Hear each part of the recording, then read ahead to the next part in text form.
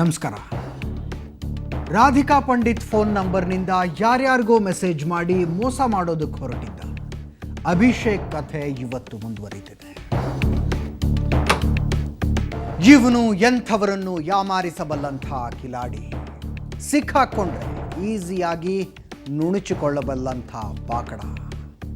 ಹಿಂದೊಂದ್ಸಲ ಇವನು ಮಾಸ್ಟರ್ ಆನಂದ್ ಮತ್ತು ಪುನರ್ವಿವಾಹ ಸೀರಿಯಲ್ನ ಜಗನ್ರನ್ನ ವಂಚಿಸಿದ್ದ.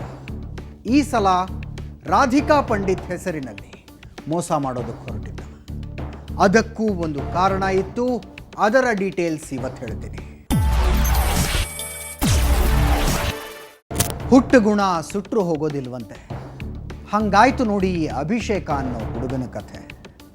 ಹೋದ್ಸಲ ತಪ್ಪು ಮಾಡಿ ಸಿಕ್ಕಾಕೊಂಡು ಏಟು ತಿಂತಿದ್ದಾಗ ಇನ್ನು ಮುಂದೆ ಸರಿಯಾಗಿರ್ತೀನಿ, ಬದಲಾಗಿ ಬದುಕ್ತೀನಿ ಅಂತ ಕೈಕಾಲು ಬಿದ್ದು ಬಚಾವಾಗಿದ್ದ. ಆದರೆ ಈ ಸಲ ಅವನು ಸರಿಯಾಗಿದ್ದದ್ದು ಪ್ಲ್ಯಾನ್ ಮಾಡೋದ್ರಲ್ಲಿ, ಬದಲಾಗಿದ್ದದ್ದು ವಂಚನೆ ಮಾಡೋ ಸ್ಟೈಲ್ನಲ್ಲಿ. ಆದರೂ ಹುಡುಗ ದಡ್ಡ, ಕಂಡವ್ರಿಗೆಲ್ಲ ಮೆಸೇಜ್ ಮಾಡೋದಕ್ಕೆ ಹೋಗಿ ಕಂಬಿ ಹಿಂದೆ ಸೇರ್ಕೊಂಡು ಬಿಟ್ಟ. How are you?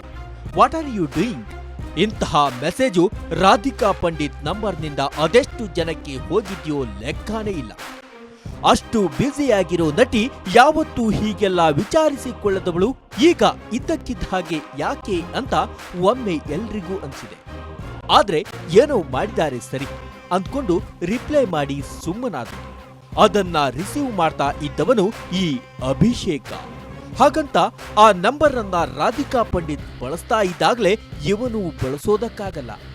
ಅವನು ಅವಳ ನಂಬರ್ ಅನ್ನ ಬ್ಲಾಕ್ ಮಾಡಿದ್ದ. ಕಳೆದ ವಾರ ರಾಧಿಕಾ ಪಂಡಿತ್ ಅವರು ಸುಬ್ರಹ್ಮಣ್ಯ ನಗರ್ ಪೊಲೀಸ್ ಸ್ಟೇಷನಲ್ಲಿ ಒಂದು ದೂರನ್ನು ಕೊಟ್ಟಿದ್ದರು. ಈ ದೂರಲ್ಲಿ ಅವರು ಏನು ಹೇಳಿದ್ರಂದರೆ, ಅವರು ಸುಮಾರು 8 ವರ್ಷದಿಂದ ಏನು ಮೊಬೈಲ್ ನಂಬರನ್ನು ಉಪಯೋಗ ಮಾಡ್ತಾಯಿದ್ರು. ಜುಲೈ 10ನೇ ತಾರೀಕಿಗೆ ಅದು ಇದ್ದಕ್ಕಿದ್ದಂಗೆ ಡಿಆಕ್ಟಿವೇಟ್ ಆಯಿತು. ಹೀಗೆ ನಂಬರ್ ಡಿಆಕ್ಟಿವ್ ಆದ ತಕ್ಷಣ ಆಕೆಗೆ ಅನುಮಾನ ಬರಬೇಕಲ್ವಾ? ನಾನು ಬ್ಲಾಕ್ ಮಾಡಿಸದೆ ಹೇಗೆ ಬ್ಲಾಕ್ ಆಯಿತು ಯೋಚಿಸೋದಕ್ಕೆ ಹೋಗಲಿಲ್ಲ ಆಕೆ. ಯಾಕಂದ್ರೆ ಅದು ತುಂಬಾ ಹಳೇ ಸಿಮ್. ಹಾಗಾಗಿ ಏನೋ ಸಮಸ್ಯೆ ಆಗಿರಬೇಕು ಅಂದ್ಕೊಂಡು ಶೂಟಿಂಗ್ ಹೋಗ್ಬಿಟ್ರು. 10ನೇ ತಾರೀಕು 11ನೇ ತಾರೀಕು ಇದ್ದಕ್ಕಿದ್ದಂಗೆ ಇವಳದು ಫೋನು ನಿಂತೋಗ್ಬಿಡ್ತು. ನಾನೇನು ತಿಳ್ಕೊಂಡೆ, ಅವಳು ಸಿಮ್ ಭಾಳ ಹಳೇದಿತ್ತು, 8-9 ವರ್ಷದ ಸಿಮ್ ಇತ್ತು. ಹಾಗಾಗಿ ಸೌದಿಗಿದು ಏನಾದರೂ ಆಗಿರ್ಬೋದು ಅಂತ ತಿಳ್ಕೊಂಡೆ. ಯಾಕಂದ್ರೆ ನನ್ನ ಫೋನು ಅದೇ ಥರ ಆಗಿತ್ತು. ಅದಕ್ಕೆ ಅದು ರೀಪ್ಲೇಸ್ ಮಾಡೋಣ ಅಂತ ನಾನು ತಿಳ್ಕೊಂಡೆ. ಆಮೇಲೆ ಅವಳು ಸ್ವಲ್ಪ ಬ್ಯುಸಿ ಆಗಿಬಿಟ್ಲು ಶೂಟಿಂಗಲ್ಲಿ ಅಲ್ಲಿ. ಹಾಗಾಗಿ 1-2-3 ದಿನ ಏನೂ ಮಾಡಲಿಲ್ಲ. ಆನಂತರ ಏನಾಗಿದೆ ಈ ಸಿಮ್ಮಿಗೆ ಅಂತ ವಡಾಫೋನ್ ಆಫೀಸ್ನಲ್ಲಿ ಕೇಳಬೇಕು ಅನ್ನೋಷ್ಟರಲ್ಲಿ ರಾಧಿಕಾ ತಂದೆ ಕೃಷ್ಣ ಪ್ರಸಾದ್ ಅವರಿಗೆ ಪ್ರೊಡ್ಯೂಸರ್ ಒಬ್ಬರಿಂದ ಫೋನ್ ಬಂದಿದೆ. ಏನ್ ಸಮಸ್ಯೆ ಆಗಿದೆ, ಯಾಕೆ ಹಣ ಕೇಳ್ಕೊಂಡು ರಾಧಿಕಾ ಮೆಸೇಜ್ ಮಾಡಿದ್ದಾಳೆ ಅಂತ ವಿಚಾರಿಸಿದ್ದಾರೆ. ರಾಧಿಕಾ ಪಂಡಿತ್ ಅವರು ಅಂದಮೇಲೆ ಅವರು ದೊಡ್ಡ ಹೀರೋಯಿನು. ಅವ್ರಿಗೆ ಪ್ರತಿದಿನ ಅವ್ರಿಗೆ ಅವರ ಪ್ರೊಡ್ಯೂಸರ್ಸು ಡೈರೆಕ್ಟರ್ಸ್ ಫೋನ್ ಮಾಡ್ತಾರೆ. ಫೋನ್ ಮಾಡಿ ಪ್ರೊಡ್ಯೂಸರ್ಗೆ ವಾಪಸ್ಸು 2 ಲಕ್ಷನೂ ಅಮೌಂಟ್ ಕೇಳಿದ್ದಾರೆ, ನಾನು ಪ್ರಾಬ್ಲಮಲ್ಲಿ ಇದ್ದೀನಿ ಅಂತ. ಇದು ಈ ಜಗನ್ನಾಥ್ ಅವರಿಗೆ ಹೇಗೆ ಗೊತ್ತಾಯಿತು? ಈ ಕೇಸ್ನಲ್ಲಿ ಅವರು ಯಾಕೆ ಬರ್ತಾರೆ ಅನ್ನೋ ಯೋಚನೆ ಬಂದಿರಬಹುದು. ಎಸ್, ಆ ಕಥೆನೂ ಹೇಳ್ತೀವಿ. ಅದಕ್ಕೂ ಮೊದಲು ಈ ಮೆಸೇಜ್ಗಳ ಬಗ್ಗೆ ಗೊತ್ತಾದ ತಕ್ಷಣ ರಾಧಿಕಾಗೆ ಎಂತಹ ಶಾಕ್ ಆಗಿರಬಹುದು ಯೋಚಿಸಿ. ಔಟ್ ಆಫ್ ಸರ್ವಿಸ್ ಆಗಿರೋ ಸಿಮ್ಮಿಂದ ಮೆಸೇಜ್ ಹೋಗೋದು ಅಂದ್ರೆ ಏನು? ಒಟ್ನಲ್ಲಿ ಏನೋ ಗೋಲ್ಮಾಲ್ ನಡೀತಿದೆ ಅಂತ ಅವರು ವಡಾಫೋನ್ ಕಚೇರಿಗೆ ಓಡಿದ್ರು. ಇದಕ್ಕಿದ್ದಂಗೆ ಒಂದ್ಸಲಿ ಹೀಗೆ ಮೆಸೇಜ್ ಯಾರೋ ಹೇಳಿದ್ರು, ಮೆಸೇಜ್ ಬಂತು ರಾಧಿಕಾ ಫೋನಿಂದ ಅಂತ. ನಾನು ಹೇಳಿದೆ, ಇಲ್ಲ ಅದು ಕೆಟ್ಟೋಗ್ಬಿಟ್ಟಿದೆಯಲ್ಲ ಅಂತ. ಇಲ್ಲಪ್ಪ ಬಂದಿದೆ ಅಂತ. ಆಮೇಲೆ ಸುಮಾರು ಜನ ಇಂಡಸ್ಟ್ರಿಯವರೇ ಹೇಳಿದ್ರು, ಮೆಸೇಜ್ ಬಂತು, ಯಾಕೆ ಏನೇನೋ ಮೆಸೇಜ್ ಬರ್ತಾಯಿದೆ ಅಂತ. ಆಗ ನಾನು ತಿಳ್ಕೊಂಡೆ ಇದೇನೋ ಸ್ವಲ್ಪ ಸೀರಿಯಸ್ ಮ್ಯಾಟರ್ ಇರಬೇಕು ಅಂದ್ಬಿಟ್ಟು ಸರ್ವಿಸ್ ಪ್ರೊವೈಡರ್ ಹತ್ರ ಹೋಗಿ ಹೇಳಿದೆ, ಈ ಥರ ಆಗಿದೆ, ಸಿಮ್ ನಮ್ಮ ಹತ್ರನೇ ಇದೆ, ಆದರೆ ಸುಮಾರು ಜನಕ್ಕೆ ಇದು ಹೋಗ್ತಾಯಿದೆ, ನಮ್ಮ ಹತ್ರ ವರ್ಕ್ ಆಗ್ತಾಯಿಲ್ಲ ಅಂದಿದ್ದಕ್ಕೆ ಅವ್ರು ಹೇಳಿದ್ರು, ಬ್ಲಾಕ್ ಮಾಡಬೇಡ, ನೀವೊಂದು ಕೆಲಸ ಮಾಡಿ ಕಸ್ಟಮರ್ ಸರ್ವಿಸ್ಗೆ ಫೋನ್ ಮಾಡಿಬಿಡಿ ಅಂದರು. ಸರಿ ಅಂತ ಹೇಳ್ಬಿಟ್ಟು ನಾವು ಕಸ್ಟಮರ್ ಸರ್ವಿಸ್ ಫೋನ್ ಮಾಡಿದ್ವಿ.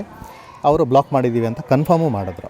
ಆಗಲೇ ವಡಾಫೋನ್ ಕಂಪನಿಯವರು ಏನಾಗಿದೆ ಅನ್ನೋ ಬಗ್ಗೆ ಪರಿಶೀಲನೆ ನಡೆಸಿದ್ರೆ ಕಳ್ಳ ಅಭಿಷೇಕ ಆಗಲೇ ಸಿಕ್ಕಿ ಬೀಳ್ತಾ ಇದ್ದೇನು. ಆದ್ರೆ ಅವನು ಎಚ್ಚೆತ್ತುಕೊಳ್ಳೋದಕ್ಕೆ ಇನ್ನೂ ಒಂದು ಅವಕಾಶ ಸಿಕ್ಬಿಡ್ತು. ರಾಧಿಕಾ ಪಂಡಿತ್ ಡೂಪ್ಲಿಕೇಟ್ ನಂಬರ್ ಅನ್ನ ಎಲ್ಲಿ ಯಾರು ಯೂಸ್ ಮಾಡ್ತಿದ್ದಾರೆ ಅನ್ನೋದನ್ನು ನೋಡದೆ ಬ್ಲಾಕ್ ಮಾಡಿ ಸುಮ್ಮನಾದ್ರು. ಅವರು ಸುಮ್ಮನಾದ ಹಾಗೆ ವಂಚಕ ಅಭಿಷೇಕ್ ಕೂಡ ಸುಮ್ಮನಾಗಿದ್ರೆ ಅವನು ಸದ್ಯಕ್ಕೆ ಸಿಕ್ಕಿ ಬೀಳ್ತಾ ಇರಲಿಲ್ಲ. ಆದ್ರೆ ಅವನು ಸುಮ್ಮನಾಗಲಿಲ್ಲ. ಮತ್ತೆ ಆ ನಂಬರ್ ಅನ್ನ ಆಕ್ಟಿವ್ ಮಾಡಿಸಿಕೊಂಡ. ಅದಕ್ಕೆ ಕಾರಣವಾಗಿದ್ದು ಜಗನ್ ಹೆಸರು. ಪುನರ್ವಿವಾಹ ಸೀರಿಯಲ್ನಲ್ಲಿ ಲೀಡ್ ಕ್ಯಾರೆಕ್ಟರ್ ಮಾಡಿಕೊಂಡಿರೋ ಹುಡುಗನ ಹೆಸರು ಜಗನ್. ರಾಧಿಕಾ ಪಂಡಿತ್ ಹೆಸರಿನಲ್ಲಿ ಕಂಡವರಿಗೆ ಮೆಸೇಜ್ ಕಳಿಸಿದ ಕೇಸ್ನಲ್ಲಿ ಆ ಪುನರ್ವಿವಾಹದ ಜಗನ್ ಹೆಸರು ಯಾಕೆ ಬರುತ್ತೆ ಅನ್ನೋ ಸಂಶಯ ನಿಮಗೆ ಖಂಡಿತವಾಗ್ಲೂ ಬರುತ್ತೆ. ಯಾಕೆ ಬರುತ್ತೆ ಅನ್ನೋದನ್ನ ಕಂಡು ಹಿಡಿಯೋದಕ್ಕೆ ಹೋದಾಗ ಹೊರಗೆ ಬರೋದು ಒಂದು ಇಂಟ್ರೆಸ್ಟಿಂಗ್ ವಿಷಯ. ಈ ಅಭಿಷೇಕನ ಇಡೀ ವಂಚನೆಯ ಪ್ಲಾನು ರೀಆಕ್ಟಿವೇಟ್ ಆಗೋದೇ ಜಗನ್ ಹೆಸರಿನಿಂದ.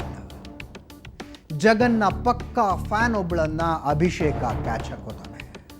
ಆ ಹುಡುಗಿ ನಂಬಿ ಕೆಡ್ತಾಳೆ. ಒಂದು ಸಣ್ಣ ಬ್ರೇಕ್ನ ನಂತರ ಆ ಇಂಟ್ರೆಸ್ಟಿಂಗ್ ಕಥೆ ಹೇಳ್ತೀನಿ.